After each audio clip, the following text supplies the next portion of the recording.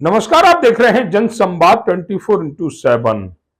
हिंदुस्तान में एक प्रदेश पड़ता है, नाम है पश्चिम बंगाल। पश्चिम बंगाल जिसकी सीमाएं बांग्लादेश से लगती हुई हैं। पश्चिम बंगाल में तस्करी के भी बहुत मामले आते हैं। अगर हिंदुस्तान की सीमा से पश्चिम बंगाल में भैंसें जाती हैं, जानवर जाते हैं, तो बांग्लादेश से मानव तस्करी होती है, मानव बंगाल की तरफ आते हैं, जिसके चलते बंगाल में रोहिंग्याओं की संख्या काफी ज्यादा है।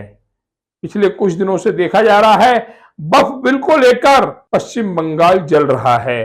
और इस पश्चिम बंगाल में जल कौन रहा है? जल वो रहे हैं जो हिंदू हैं। हिंदुओं का नरसंहार किया जा रहा है। यह बदकिस्मती है कि पश्चिम बंगाल की मुख्यमंत्री भी एक हिंदू हैं, लेकिन वह भी हिंदू परिवारों को जलते हुए देख रही हैं।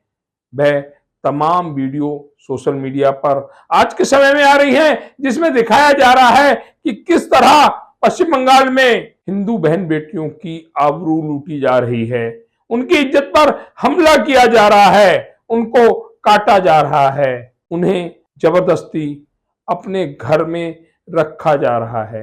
आखिर पश्चिम बंगाल में ही कानून की धज्जियां क्यों उड़ रही हैं? अगर हिंदुस्तान में प्रदेशों की बात करें तो 28 से ज्यादा प्रदेश हिंदुस्तान में हैं, लेकिन जो पश्चिम बंगाल में हो रहा है वह किसी प्रदेश में नहीं हो रहा। क्या यह राजनीति है? इसी राजनीति को खत्म करने के लिए गाजियाबाद के लोनी में हिंदू रक्षा दल ने प्रदर्शन किया पश्चिम बंगाल में हिंदुओं पर हो रहे अत्याचारों को लेकर। प्रदर्शन किया वहां की मुख्यमंत्री ममता बनर्जी के खिलाफ। प्रदर्शन किया उन परिवारों के लिए जिनका वहां पर नरसंहार किया जा रहा है।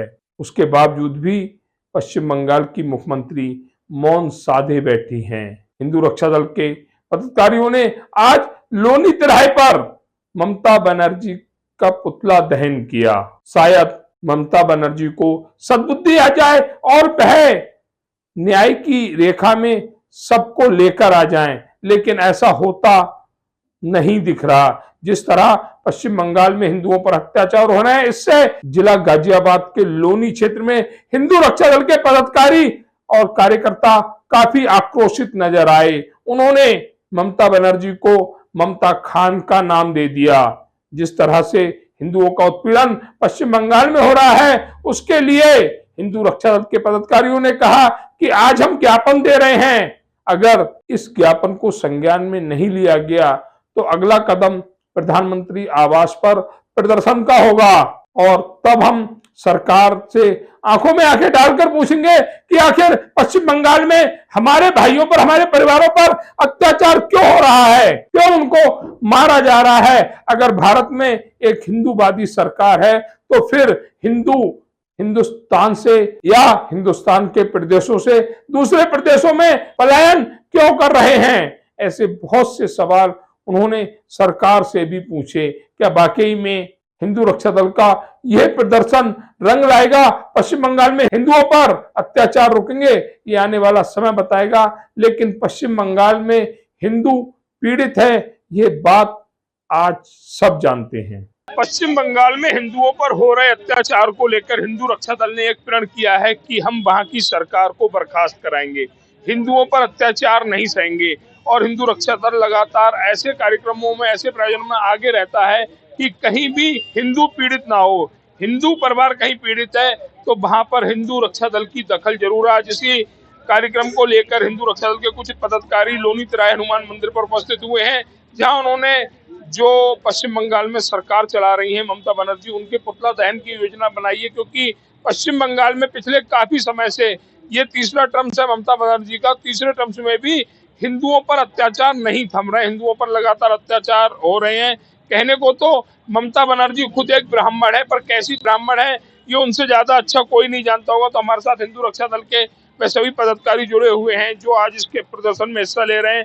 सबसे पहले हम भैया से बात करेंगे। भैया आपका नाम? मेरा सुधीर बघेल, जिला अध्यक्ष हूं मैं गाजियाबाद से।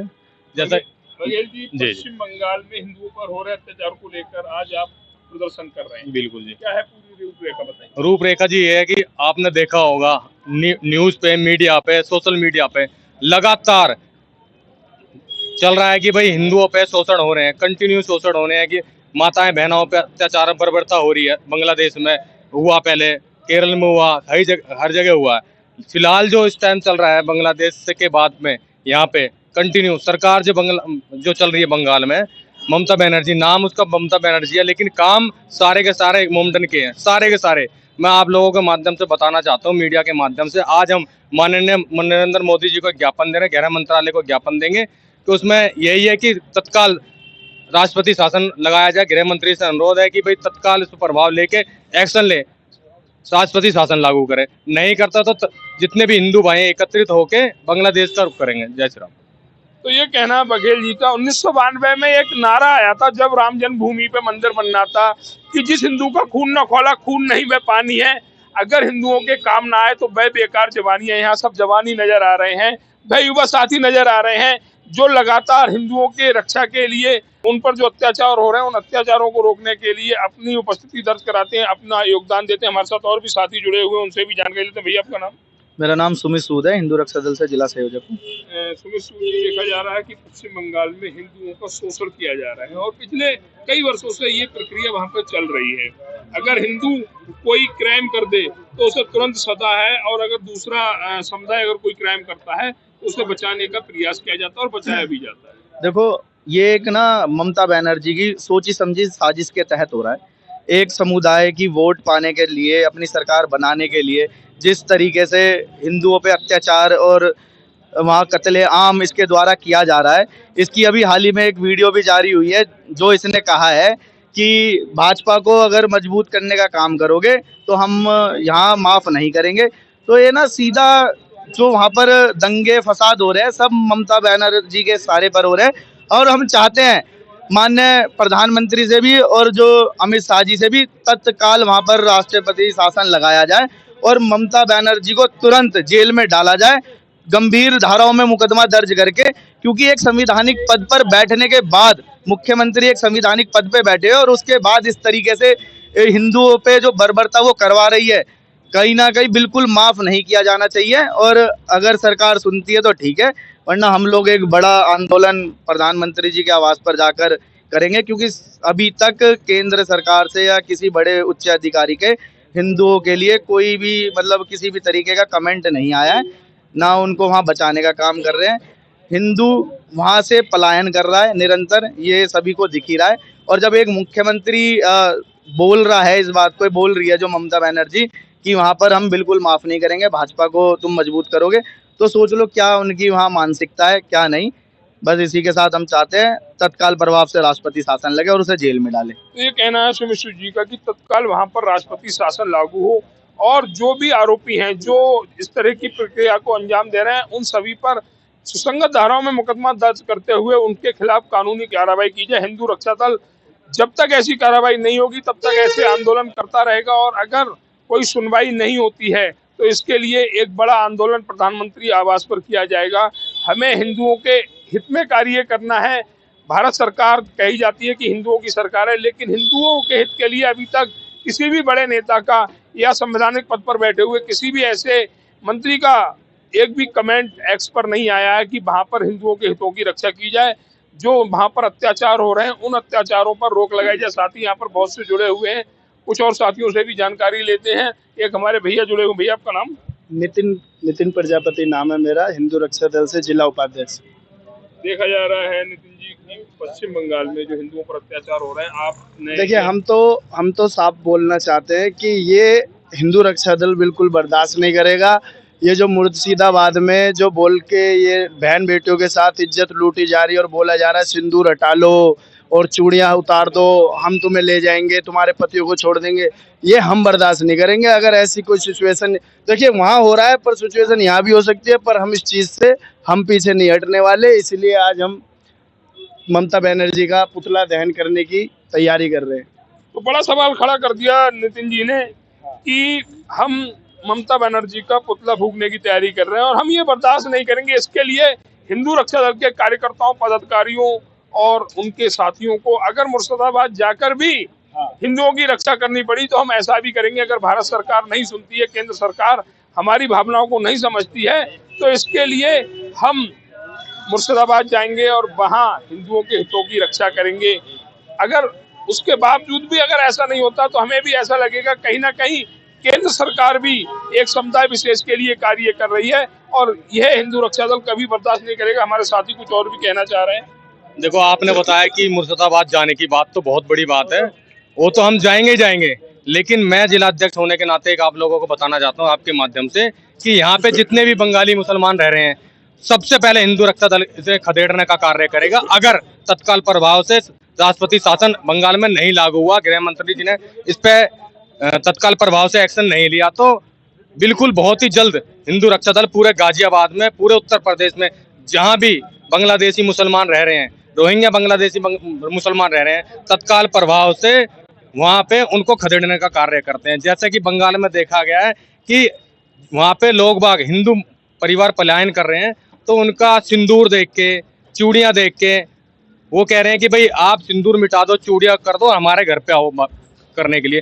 तो मैं आपको बता देना चाहता हूँ कि बर्दाश्त नहीं करेगा हिंदू रक्षा दल, चाहे जितना बड़ा भी आंदोलन करना पड़े उसके लिए हम तैयार हैं। बघेल जी, उस समय पूर्व भी ऐसी एक कोशिश आपके राष्ट्रीय अध्यक्ष पिंकी चौधरी द्वारा की भी गई थी कि उन्होंने रोहिंग्याओं को यहाँ से गाजियाबाद से भगाने का कार्य भी किया था। जी जी, बिल्कुल किया था जी। हम अपने राष्ट्रीय अध्यक्ष जी पे बिल्कुल गर्व है। उन्होंने रोहिंग्या बांग्लादेशियों को खदेड़ने का कार्य किया था और वो सच में रोहिंग्या बांग्लादेशी, ना ही कोई उनके पास प्रूफ है, ना ही कोई डॉक्यूमेंट्री प्रूफ है जिससे वो साबित होता कि भारत के निवासी हैं, कोई भी डॉक्यूमेंट नहीं था। इस अच्छे कार्य के लिए भी उत्तर प्रदेश सरकार हो या भारत सरकार हो, उन्होंने राष्ट्रीय अध्यक्ष को आपके जेल भेजने का कार्य किया था। बिल्कुल जेल भेजने का कार्य किया था, लेकिन वो बहुत ही गलत कार्य करा जो शासन ने करा, प्रशासन ने करा।